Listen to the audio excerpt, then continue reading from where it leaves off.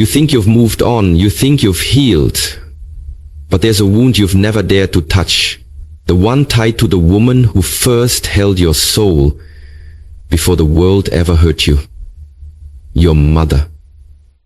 No one leaves childhood untouched, and for many, the deepest emotional scars are not carved by strangers, but by the very hands that once rocked us to sleep.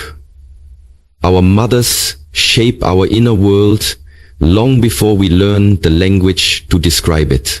Whether she was loving or distant, nurturing or narcissistic, present or absent, her influence becomes the lens through which we see love, trust, worth, and even ourselves. This is not about blame. This is about understanding. Because healing doesn't begin by pointing fingers. It begins by seeing the invisible patterns you've been repeating since childhood. If you still struggle with boundaries, self-worth, emotional regulation, or people-pleasing, it might be time to revisit your earliest emotional blueprint. Many of us walk through life carrying our mother's unhealed wounds, mistaking them as part of our own identity. But here's the truth. You will never fully heal until you uncover what her love taught you, what her pain passed on to you, and what part of you is still trying to earn her approval. Whether you had a loving, complicated, toxic, or absent relationship with your mother, this conversation will awaken something inside you. You may cry, you may resist, you may finally feel seen, but one thing is certain. You will understand yourself in a way you never have before. So please, listen carefully to these 10 truths.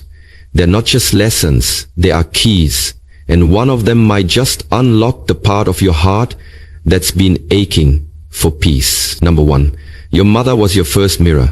From the moment you were born, before language gave structure to thought or memory had a name, your mother was your first mirror, reflecting not only your existence but your worth. As infants, we do not form a sense of self in isolation. We form it through the emotional gaze of our caregivers. The way she looked at you, touched you, responded to your cries or didn't. Those moments became the blueprint for how you learn to value yourself. If her eyes sparkled with joy when she saw you, you internalized the belief that you were lovable. If her expression was often indifferent, stressed, or cold, you may have silently concluded that love must be earned, that simply existing isn't enough. Her energy became your first emotional language. Long before you knew words like self-worth or validation, you felt them, or the lack of them, through her presence. If she embraced your emotions and held space for you to express them, you likely learned that your feelings mattered. But if she shut you down, dismissed your tears, or made you feel like a burden, your young heart quickly adapted to survive by silencing your truth. This is where people-pleasing is born, where emotional suppression takes root, where the false self starts to develop, a version of you molded not by your essence, but by what you believed you had to be in order to be accepted. That mirror, your mother, didn't just reflect, you absorbed her reflection as your identity. Her moods became your weather system. Her praise or criticism shaped your confidence. Her availability or absence shaped your attachment style. If she struggled with self-love, self-expression, or boundaries, you likely absorbed those struggles too, often without ever realizing they weren't yours to carry. Even if she meant well, even if she loved you deeply, her emotional imprint left its mark.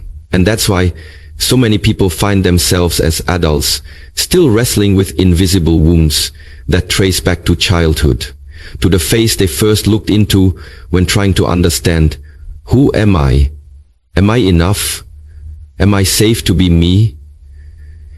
Healing begins the moment you realize that not everything you feel about yourself is true. Some of it is inherited perception. And if your mother was unable to fully see, love, or understand you, it's not because you were unworthy.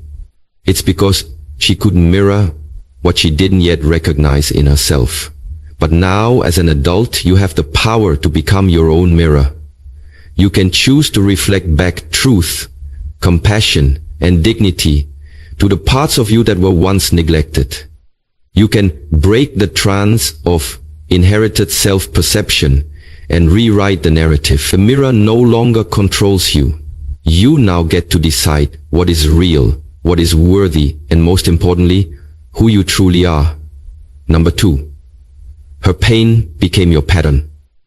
Her pain became your pattern not because you chose it, but because you were too young to know that it wasn't yours to carry. As a child, you observed more than you understood. Watching your mother struggle with sadness, anxiety, anger, loneliness, or emotional detachment without the words or wisdom to name what was happening, instead of recognizing her behavior as a reflection of her own internal wounds, you did what all children do. You made it about yourself. If she was overwhelmed, you learned to become small. If she was emotionally unavailable, you learned not to need. If she was volatile, you learned to anticipate her moods like a weather forecast. These unconscious survival strategies didn't come from logic. They came from a desperate desire to stay safe, accepted, and close to the person you were biologically wired to attach to. And so, her unresolved pain, her trauma, her insecurities, her emotional baggage became the unspoken curriculum of your early life. If she distrusted others, you learned suspicion. If she had no boundaries, you became enmeshed. If she gave too much or not enough, you developed a distorted understanding of love, giving either too much of yourself or never believing you deserved anything in return. This is how generational pain travels. Quietly, invisibly, through behaviors, moods, emotional reactions, and unspoken expectations. Her beliefs about herself, I'm not good enough, I'm always abandoned, became embedded in the way she treated you, and slowly they began to shape how you saw yourself. You may now find yourself repeating her life in eerie ways, attracting similar relationships, sabotaging your happiness, avoiding your emotions, or burning out from trying to prove your worth. Not because you lack intelligence or strength, but because her coping mechanisms became your template for survival. And until you step back and ask, whose pain is this really, you'll keep living her unhealed story like it's your own. The most dangerous patterns are the ones we don't even realize we're repeating. But awareness is the first act of healing. When you see that her pain isn't your identity, when you stop blaming yourself for how she showed up, and when you begin to treat your inner world as something separate and sacred, you begin to reclaim your power. You are not here to relive her suffering. You are here to transform it, to become the one who breaks the cycle, the one who recognizes the inherited emotional DNA and says, it ends with me. This doesn't mean rejecting her. It means honoring your story enough to write a new ending. Her pain was real, but so is your right to peace, joy, and a life that's no longer governed by patterns you didn't choose. Help her to forgive. Help her to feel. Help her to trust. Help her to release fear, joy, and a life that's no longer governed by patterns you didn't choose. You didn't cause her pain, but you do have the power to heal its legacy by no longer making it your own. I kindly request all my viewers to please note that my channel's name is Peak Motivation and the URL is www.youtube.com/@peakmotivation PS6C. This is my voice and content. If you come across any cheaters, liars, or fake people copying my speeches and uploading them on their own channels, please unsubscribe from them immediately and report their channels. Because God and Jesus hate liars and thieves, it is also our duty to reject and oppose such dishonest people. If you find my speeches inspiring, impressive, motivational, and spiritually awakening, then please support my channel by subscribing at www.youtube.com/@peakmotivation P6C, liking, sharing, and commenting on the videos thoughtfully. Thank you. May God's mercy be upon you wherever you are, and may you always remain under His protection and care. Amen. Now, let us move forward with today's speech. Number 3, love was conditional and you learned to perform. Love was conditional and you learned to perform. Not because you were fake, but because that's what survival demanded in a home where love came with strings attached. As a child, your nervous system quickly picked up on the unspoken rules. Love was earned, not given freely. You may have noticed that affection only came when you pleased her, when you succeeded, stayed quiet, looked perfect, or suppressed your needs to meet hers. Every smile, every hug, every moment of warmth felt like a prize for compliance, not a natural birthright. And when you didn't perform, when you had a bad day, a big emotion, a messy moment, you may have been met with criticism, withdrawal, guilt, tripping, or cold silence. Slowly but surely, you began to link love with approval, and approval with self-abandonment. You learned to read the room before you spoke, to anticipate her expectations before you acted, to shapeshift into the child she wanted you to be rather than the soul you truly were. Over time, this performance became second nature, an invisible mask you wore to feel safe and accepted. And though it may have looked like confidence or obedience on the outside, inside you were slowly disconnecting from your authentic self. Your needs, your desires, your voice, they were all edited, silenced, or minimized to maintain the illusion of love. This pattern didn't stay in childhood, it followed you into adulthood, where you may now find yourself overachieving, overgiving, people-pleasing, or constantly seeking validation. You may fear conflict, avoid expressing your true feelings, or believe that you must always be strong and have it together to be worthy of love.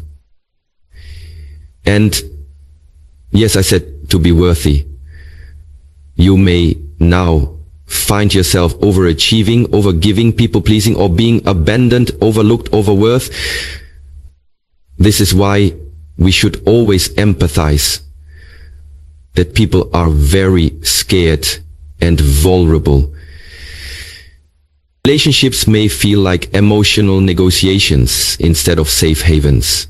You might subconsciously seek out partners, friends, or employers who mirror your mother's energy, demanding, inconsistent, or emotionally distant, because part of you is still trying to finally earn the unconditional love you never received.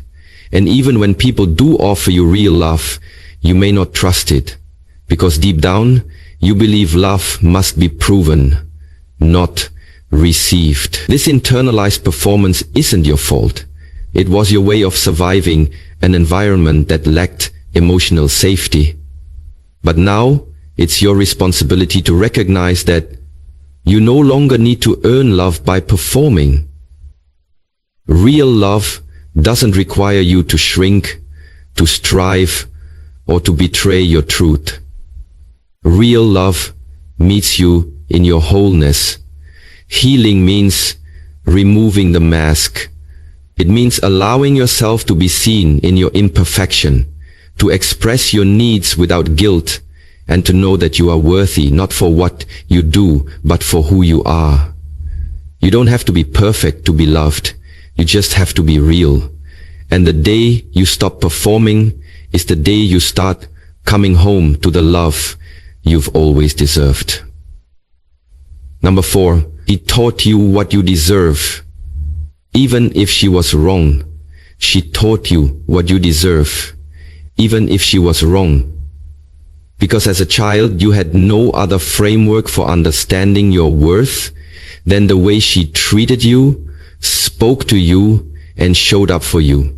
Whether she did so intentionally or unknowingly, her behavior toward you laid the emotional foundation for what you came to believe you were entitled to in life, from love, respect, attention, and safety to how you should be treated by others and how you should treat yourself.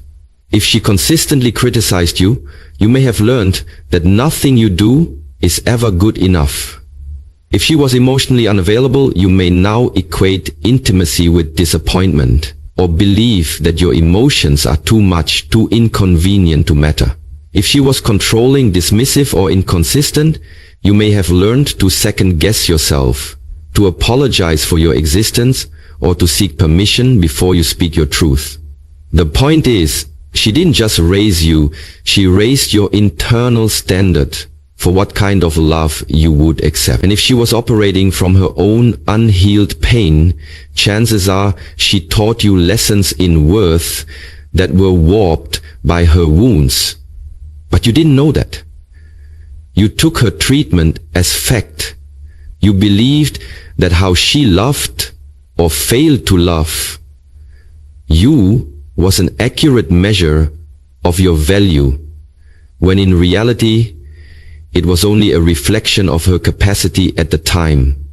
And now, even as an adult, you might still be living by those invisible teachings, accepting crumbs instead of connection, mistaking dysfunction for passion, tolerating disrespect disguised as love, or struggling to assert boundaries because somewhere deep inside you're still holding on to the belief that you don't deserve better.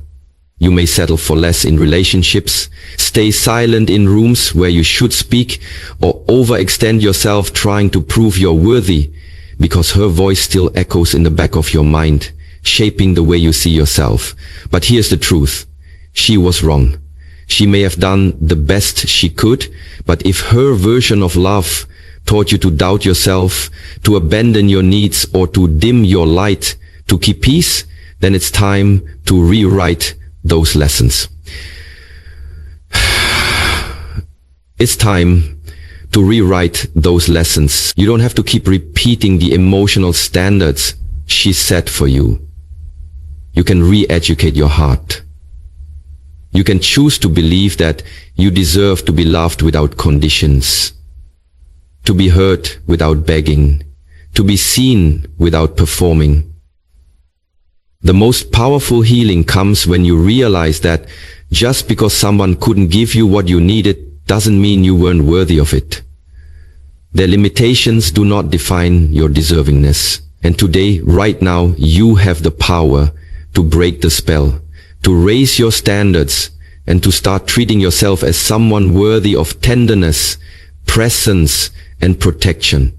Not because someone finally gives that to you, but because you finally decide you're no longer available for anything less.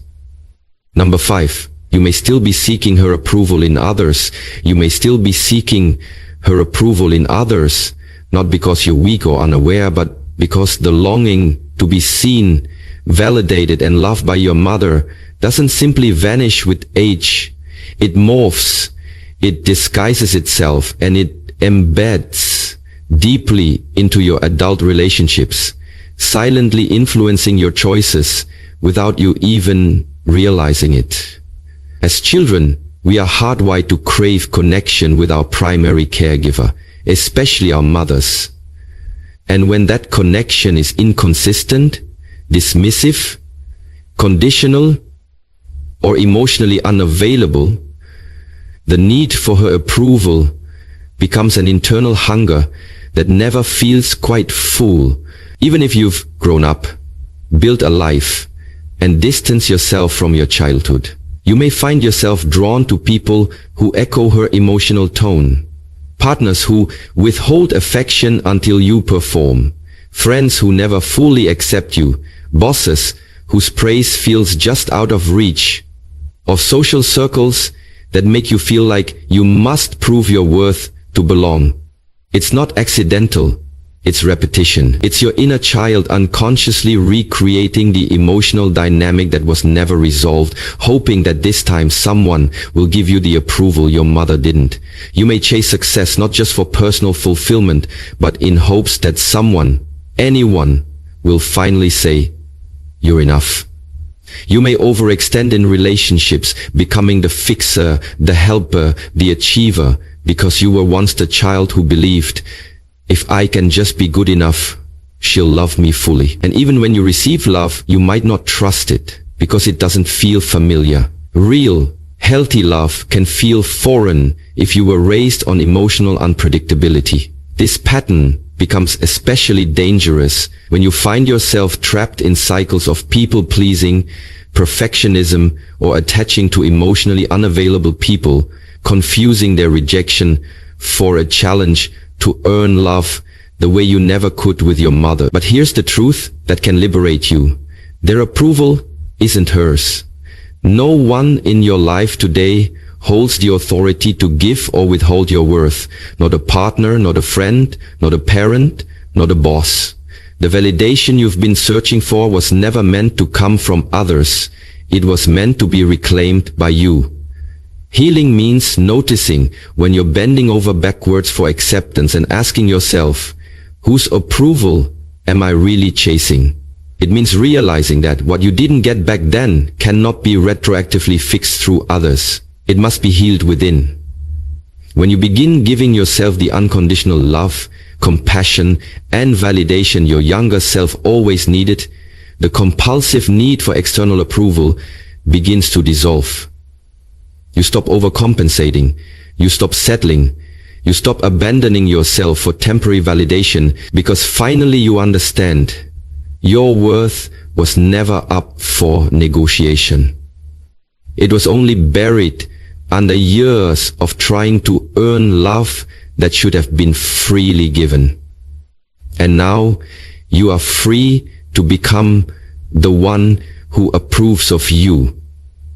Not because you've done enough, but because you were always enough.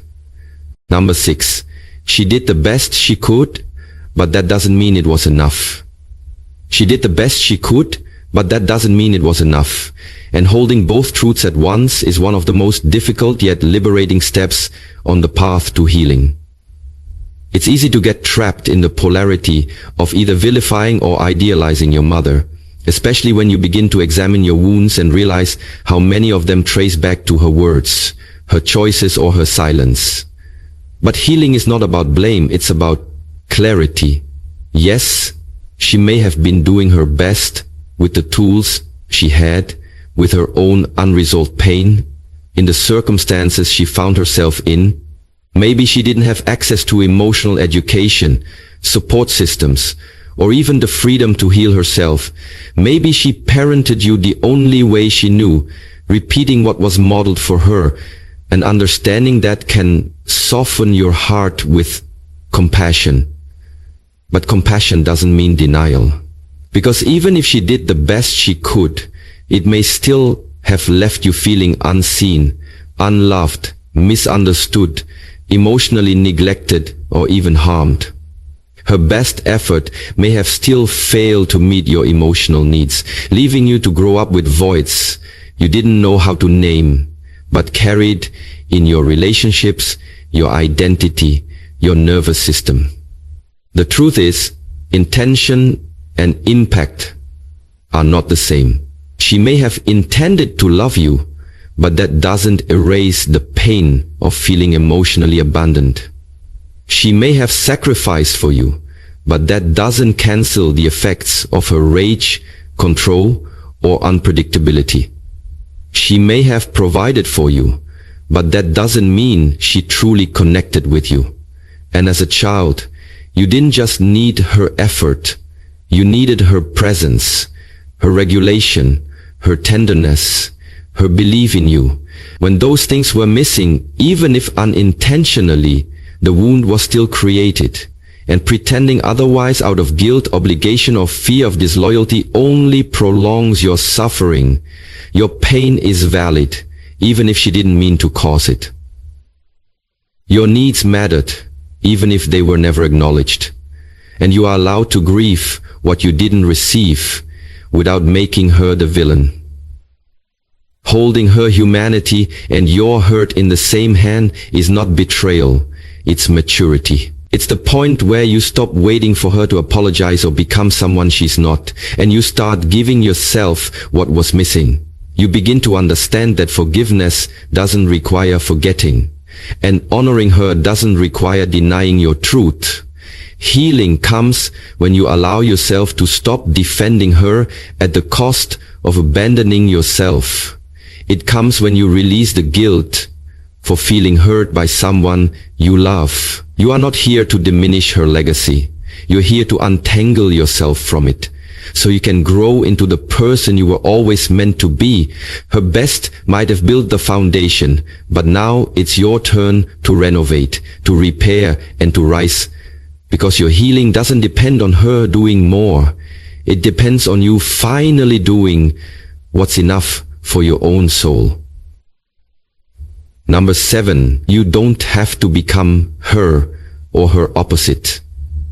You don't have to become her or her opposite, because either extreme is still a reaction to her, not a reflection of your authentic self. And as long as your identity is shaped in opposition or imitation of your mother, you're not truly free. It's a subtle but powerful truth. When you unconsciously replicate her behaviors, her emotional shutdowns, her over-functioning, her self-sacrifice, her harsh inner critic, you're living her unhealed patterns, passing down pain not because you want to, but because it feels familiar, automatic, even normal. On the other hand, when you swing to the opposite pole, vowing never to be like her, suppressing any trait that remotely resembles hers, becoming hyper-independent, emotionally distant, or overly permissive, you're still defining yourself through her. Whether you're mirroring her or rebelling against her, she's still writing the script, and your life remains an echo of hers instead of an original voice. This unconscious reaction is understandable. When someone has hurt you or failed to protect you, it's natural to promise yourself, "I'll never be like that." You may avoid exposure to violence, because indefatigable, you may avoid exposure to violence, depending on how angry it made you. But none of these extremes are truly yours. They're emotional survival responses, rooted in a past you've outgrown. True healing begins when you stop reacting and start choosing. It's when you realize you don't have to carry on her legacy of pain. But you also don't have to live in rejection of her either. As I've said, this is a book that does not advise action. This is a book that does not advise action. This is a book that does not advise action. This is a book that does not advise. You get to define what kind of woman, man, or human you want to be, not based on avoiding her mistakes or repeating her strengths, but based on your own values, your own healing, your own truth. Maybe she was loud, so you became quiet. Maybe she was passive, so you became aggressive. Maybe she was self-sacrificing, so you became selfish. But what if you didn't have to be either? What if you could be balanced, intentional, emotionally aware, not as a reaction to her, but as an expression of you? You can honor what she gave you without becoming imprisoned by it. You can forgive what she failed to give without denying its absence. And you can stop carrying her wounds, whether by repeating them or running from them. You are not obligated to fix her life through yours, and you're not betraying her by becoming different. You're simply stepping into your own identity, grounded not in fear or rebellion, but in awareness. That is true freedom. to say, she shaped me, but she does not define me. I can love her story, but I am not bound to live it. And when you reach that point, not becoming her opposite, but becoming yourself, you don't just break the cycle, you redefine the legacy. Number 8, your inner child is still waiting for her love. Your inner child is still waiting for her love, not because you're weak, needy, or stuck in the past, but because the emotional needs that go unmet in childhood don't simply disappear with age. They wait, quietly and patiently, beneath the surface of your adult life, showing up in your relationships, your reactions, your insecurities, and your longing to feel seen, held, and safe. Deep inside you lives the younger version of yourself, the little boy or girl who once looked up with wide eyes, craving the warmth of your mother's arms, the softness of her voice, the safety of her presence, and a simple but profound feeling of being accepted as you are. When that love was inconsistent, absent, conditional, or confusing, the child in you didn't stop needing. It just learned to suppress, to adapt, to pretend those needs didn't exist. So when that love was inconsistent, absent, conditional, or confusing, the child in you didn't stop needing. It just learned to suppress, to adapt, to pretend that the needs are just busy, that it doesn't matter, that the needs don't matter. The needs don't matter. So sometimes those needs didn't matter, but suppressed needs are not healed needs. They are simply buried.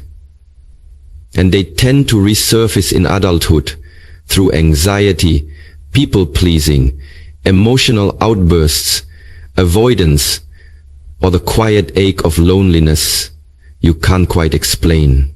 You may now find yourself in moments of self-doubt, craving external validation, fearing abandonment, or overreacting to rejection, and not know that these are echoes of your inner child still waiting at the door, hoping that one day she will come back and finally say the words you always needed to hear. You are enough. You matter. I love you just as you are. The most heartbreaking part is she may never say them, and that realization can feel like another layer of grief. I couldn't say them.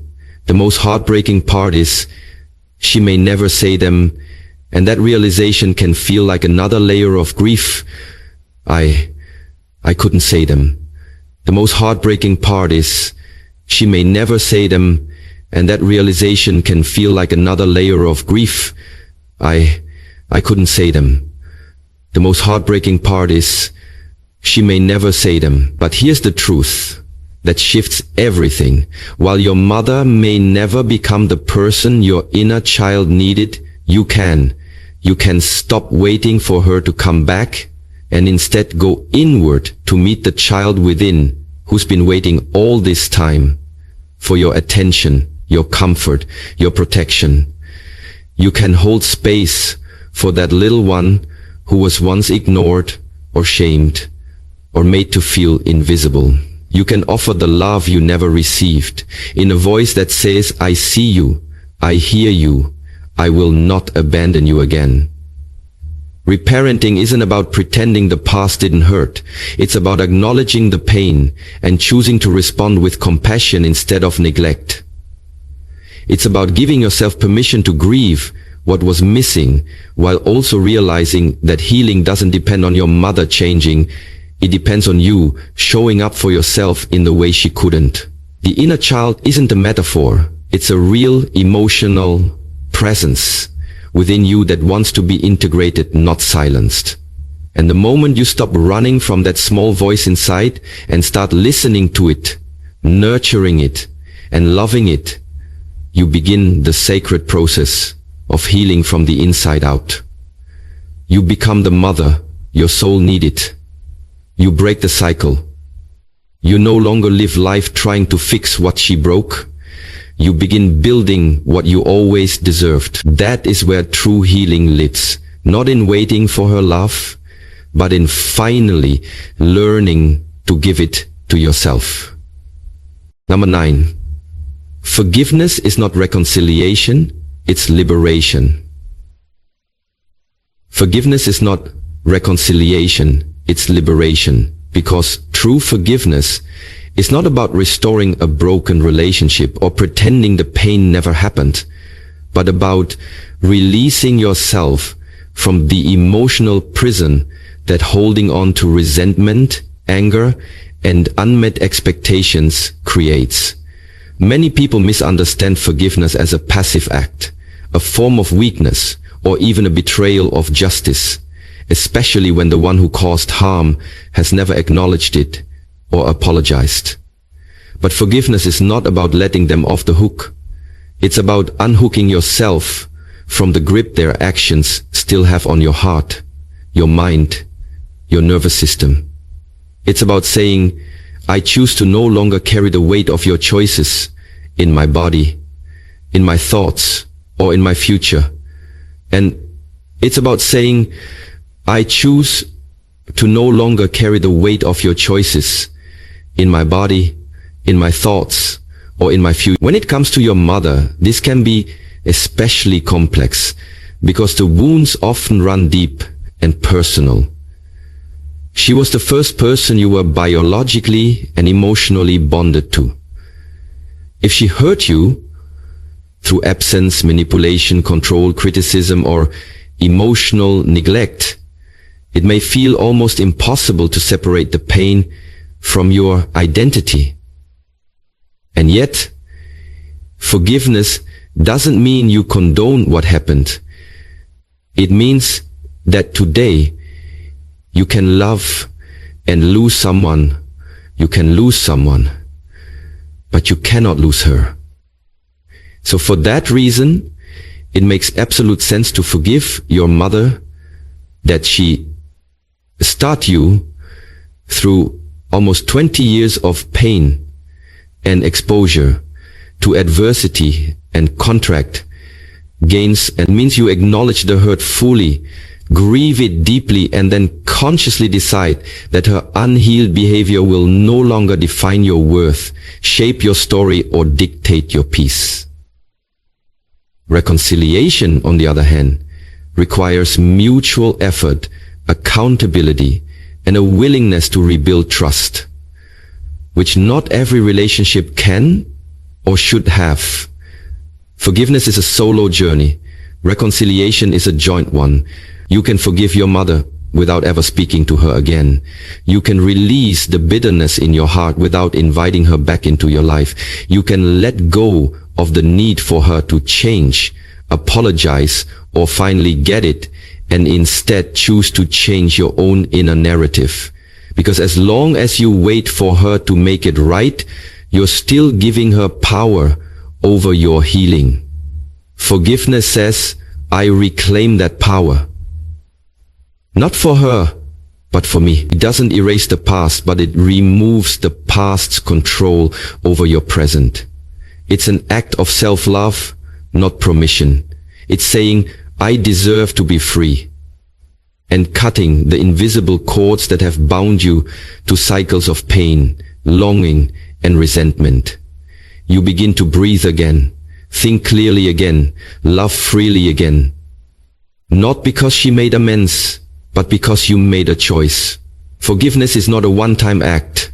It's a process of loosening your grip on the story of harm so tightly that it can finally stop defining who you are. And when you realize that your healing doesn't depend on her transformation but on your own, you stop waiting, hoping, or hurting, and instead you rise. Forgiveness is not about erasing the wound. It's about choosing to stop bleeding. It's the moment you step out of the emotional shadow of what was and step into the light of what can be. That is liberation, not through reconciliation, but through radical, unconditional release. Number 10, healing begins when you mother yourself. Healing begins when you mother yourself, because the love safety, nurture, and understanding you may have longed for from your mother are not gone forever just because she couldn't give them.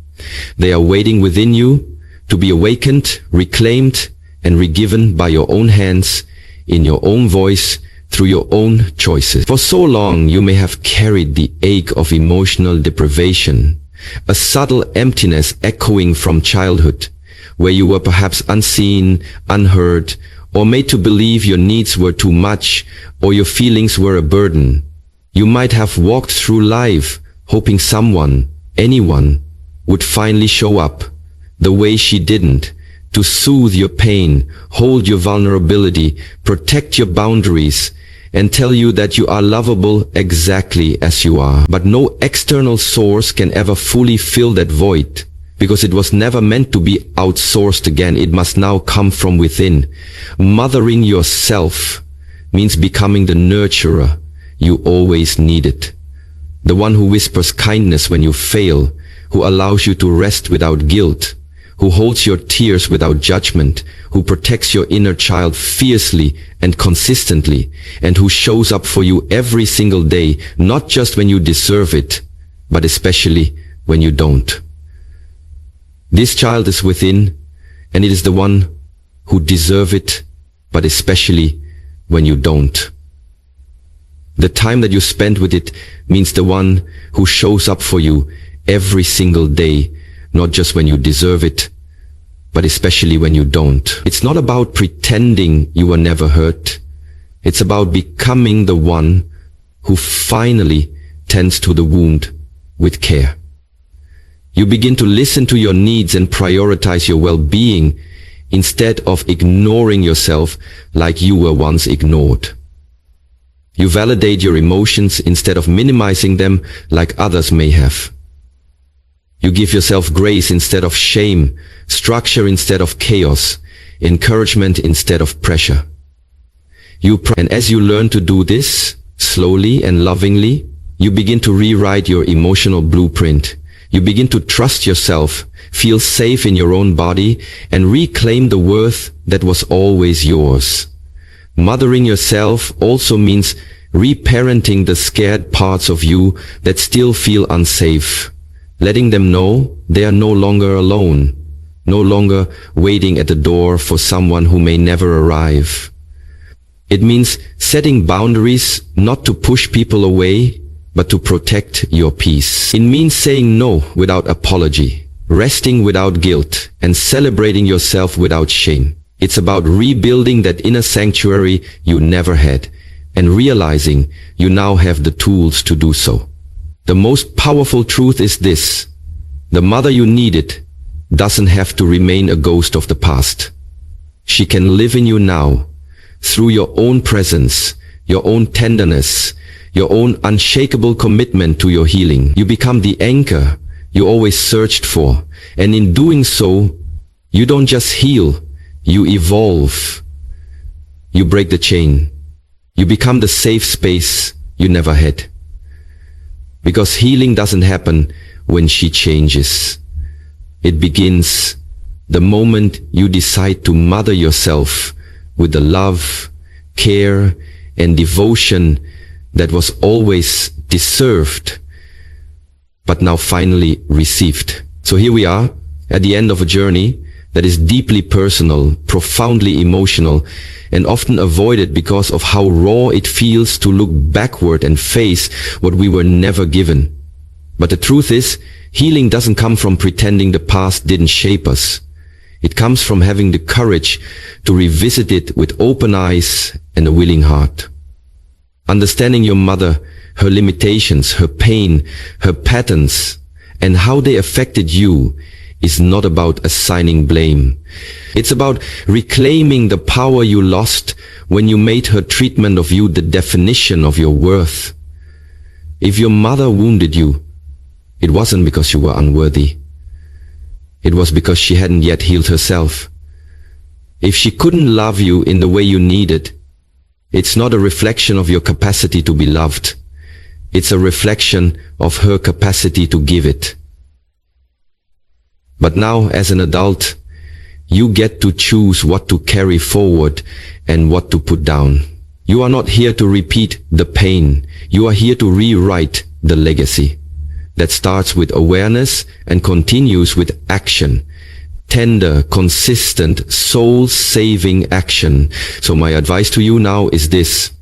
Start mothering yourself, not in theory, but in daily practice. Wake up and ask, what does my inner child need today? Be gentle with your triggers. They are not signs of weakness. They are signals of where your love still needs to go. Set boundaries not to punish others, but to protect your peace. You are not responsible for managing her emotions, nor anyone else's. Give yourself permission to grieve. Grieve the mother you didn't have. Grieve the version of you that thought it was your fault. Grieve the time you spent waiting for love that was never going to come in the way you needed it. Forgive, not to reconcile, but to reclaim your joy. Forgiveness is for you. It's the release that says, you no longer get to shape my future through your past. And most importantly, believe that you can heal, not by changing her, but by choosing you. Now let us pray together.